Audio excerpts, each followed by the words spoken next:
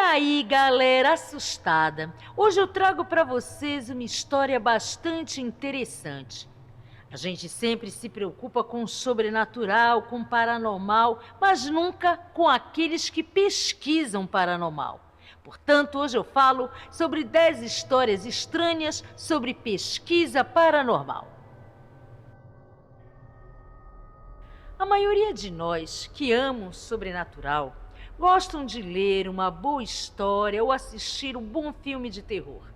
No entanto, muitas vezes, histórias realmente interessantes não são de fantasmas, de serial killers ou de OVNIs, mas falam de pessoas que estudam eventos paranormais. O mundo está cheio desses pesquisadores que passam horas tentando entender o incompreensível e encontrar a verdade por trás das lendas. Hoje vocês vão conhecer a história de 10 desses pesquisadores. William Hope era um conhecido médium inglês e pesquisador paranormal. Ele ganhou fama graças à incrível fotografia espiritual, uma habilidade aparentemente fascinante, capturar imagens de espíritos e fantasmas em fotos. Embora essa tecnologia seja muito comum hoje em dia, Hope foi o primeiro a mostrar esse tipo de imagem. Graças a isso, ele ganhou bastante popularidade e garantiu uma enorme credibilidade. No entanto, descobriu-se que era um scanner. As imagens de Hope eram, na verdade, produto de manipulação fotográfica hábil e técnicas avançadas de sobreposição de imagens. Dessa forma, não podemos considerá-lo mestre nos estudos paranormais apresentados, mas podemos reconhecer que ele é o verdadeiro pioneiro da fotografia moderna.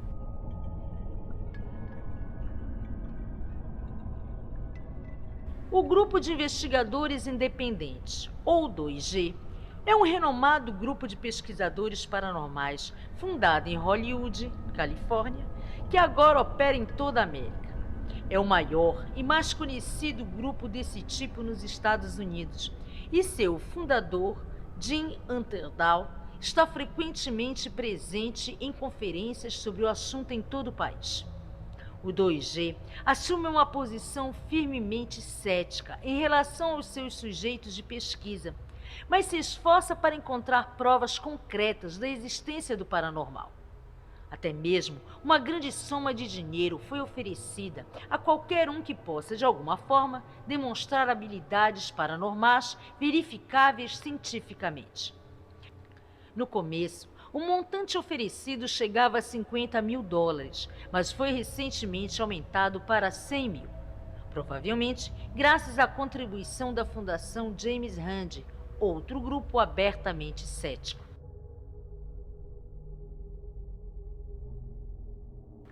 EMFs, ou detectores de campo magnéticos, são as ferramentas mais usadas pelos caçadores de fantasmas. Há um pouco de confusão sobre por que eles são tão importantes. Segundo alguns, é porque as entidades espirituais emitem radiação magnética, enquanto para outras elas perturbam o campo magnético existente. Não é muito importante qual das duas teorias é a mais correta, uma vez que toda a comunidade de caçadores de fantasmas concorda com a utilidade desse dispositivo para detectar presenças espectrais. Obviamente, usar o detector envolve alguns problemas. Por exemplo, ninguém sabe realmente como interpretar as leituras. Existem até aqueles que dizem que é exatamente o oposto, ou que é o mesmo detector que causa as demonstrações. Alguns dos pesquisadores mais entusiastas descobriram maneiras de contornar o problema, fazendo alterações apropriadas em suas ferramentas. Mas, de qualquer forma, é mais certo pensar que a maioria dos caçadores se limita a vagar com seu detector e, se a agulha começar a se movimentar, o mais certo a fazer é apontar suas câmeras para o local das oscilações.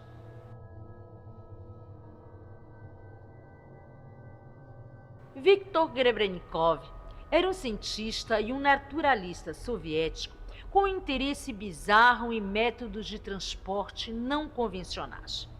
Victor foi um entomologista com paixão paranormal. Antes de sua morte em 2001, ele catalogou uma grande quantidade de pesquisas sobre a arte da levitação, na qual ele afirmava ter construído uma plataforma capaz de levitar um homem adulto. Essa suposta máquina de levitação foi baseada em uma geometria arcana específica e, como foi descrita, foi construída com partes de vários insetos. Isso mesmo, vários insetos. Essa plataforma teria conseguido erguer o cientista a mais de 300 metros de altura, empurrando-o a uma velocidade de cerca de 25 km por minuto. Grebennikov teria sido protegido de uma aceleração extrema graças a uma rede de energia. Examinando o material de vídeo deixado por ele, parece que as partes do inseto que ele é capaz de mover sem tocar só são capazes de fazê-lo graças à eletricidade estática que Grebennikov libera esfregando a superfície abaixo delas.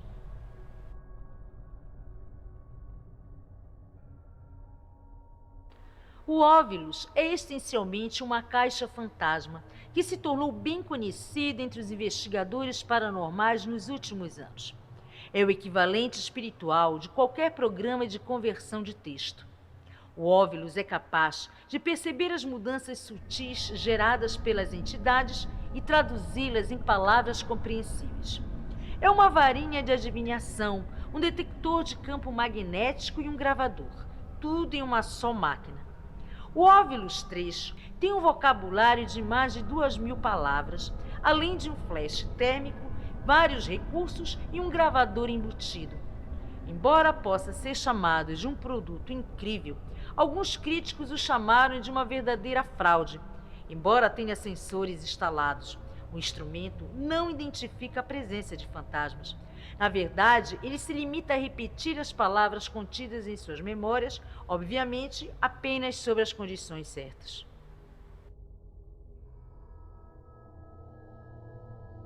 Antes da Segunda Guerra Mundial, os contos sobre fadas eram populares, assim como os OVNIs e os fantasmas são hoje para nós.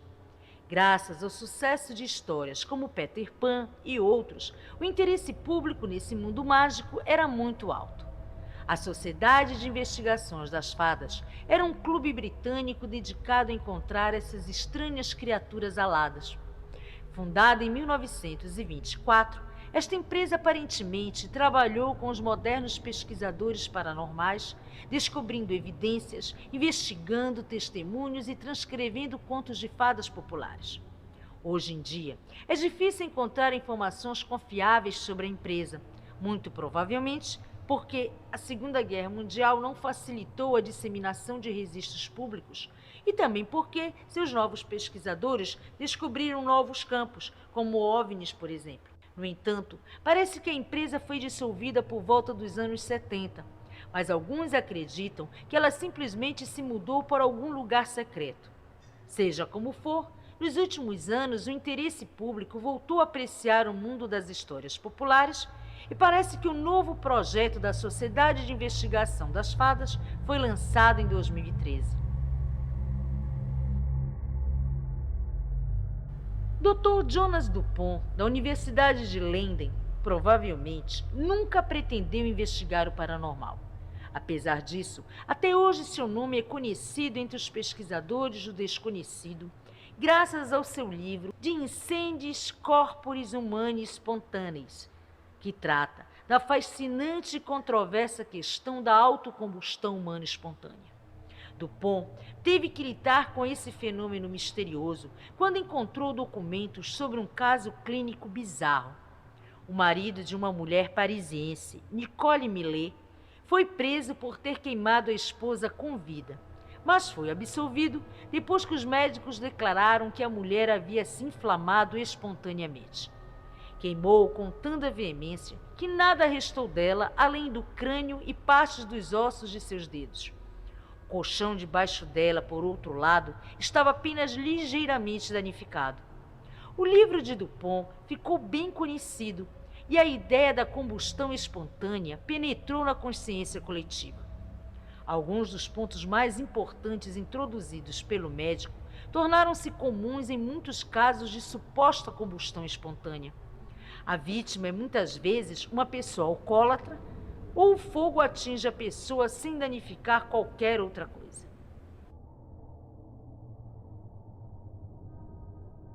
Maurice Cross é um dos mais famosos investigadores paranormais da Inglaterra. Apesar de ser um engenheiro talentoso, ele passou a se dedicar com afinco ao mundo paranormal a partir de 1976, depois de perder sua filha em um acidente de moto. Gross, a partir daquele momento, experimentou estranhos eventos que excederam sua racionalidade, fazendo com que ele se juntasse a uma sociedade de pesquisa paranormal. Apenas um ano após o início de sua pesquisa, Gross se viu envolvido em um dos casos poltergeister mais perturbadores já registrados na história, o que foi referido como o caso do poltergeister de Enfield. Foi uma infestação que durou meses. Gross apoiou a família aflita através de sua aprovação, permanecendo naquela casa por longos períodos e registrando cada movimento. O aspecto mais desconcertante desse caso era uma voz misteriosa parecida com a de um homem idoso que emergia da boca da menina de apenas 11 anos que vivia na casa. Aparentemente, o centro nervoso de todas essas manifestações. Gross ficou tão impressionado com esse evento que ofereceu uma quantia considerável de dinheiro para qualquer um que pudesse replicar aquela voz de outro mundo. Ninguém conseguiu. Este caso fez Gross uma celebridade, fazendo com que ele continuasse com essa atividade até sua morte em 2006.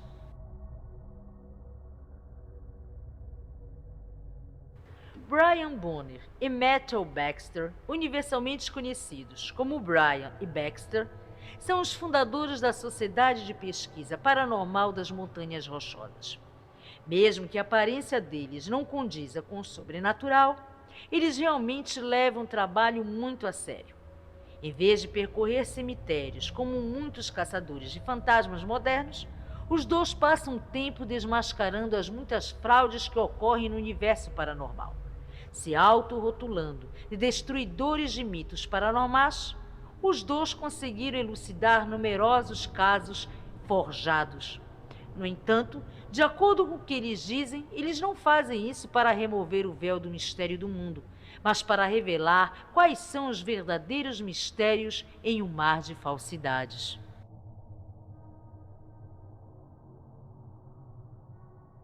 Ghost Club, ou Clube Fantasma, é o mais antigo grupo de pesquisa paranormal conhecido. Fundado em 1862 em Londres, o grupo seguiu os passos de seus antecessores, membros da Sociedade Fantasma, fundada 10 anos antes, por aqueles que mais tarde se tornariam o Bispo de Durham. O clube incluiu futuros primeiros ministros, arcebispos e altos escalões militares. Como um clube reservado para personalidades distintas, isso era mais dedicado à observação do que à pesquisa ativa. Ao investigar o campo, embora publicassem suas descobertas como qualquer empresa de pesquisa moderna, seu comportamento era decididamente mais formal do que qualquer outro. Eles possuíam uma estrutura hierárquica bem organizada e promoviam eventos sociais.